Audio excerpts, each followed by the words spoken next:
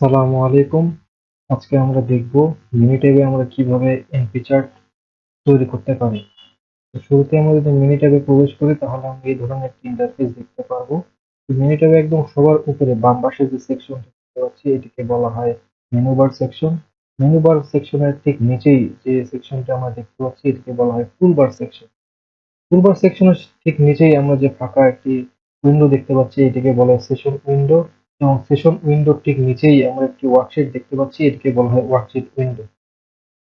NP chart create করার ক্ষেত্রে আমাদেরকে দুইটা ইনপুট দিতে হবে। সেটা একটি হচ্ছে নাম্বার অফ ফেলিওর আর একটা হচ্ছে স্যাম্পল সাইজ। তো আমরা এই দুটি ইনপুট কিন্তু ওয়ার্কশিট, এই যে ওয়ার্কশিট যে উইন্ডোটা আছে সেটার ভিতরে আমরা দেবো।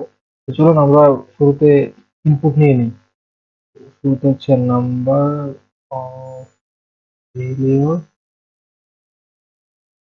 আর দ্বিতীয়টা হচ্ছে স্যাম্পল সাইজ।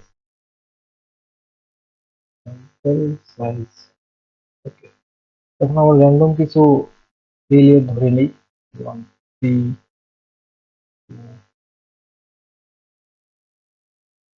ওকে। সো এটা আমরা ধরে নিলাম। আর স্যাম্পল সাইজ আমরা ধরে নিলাম হচ্ছে 20, লেটস সে 20।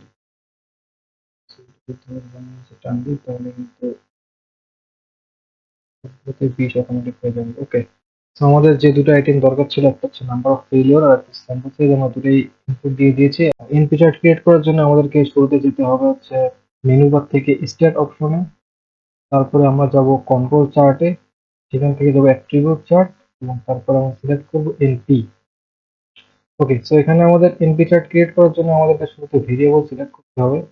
এখানে আমাদের ভেরিয়েবল হচ্ছে নাম্বার অফ ফেলিওর। তো এখানে যদি আমরা নাম্বার অফ ফেলিওরের উপরে যদি দুইবার ক্লিক করি তাহলে সেটা সিলেক্ট হয়ে যাবে।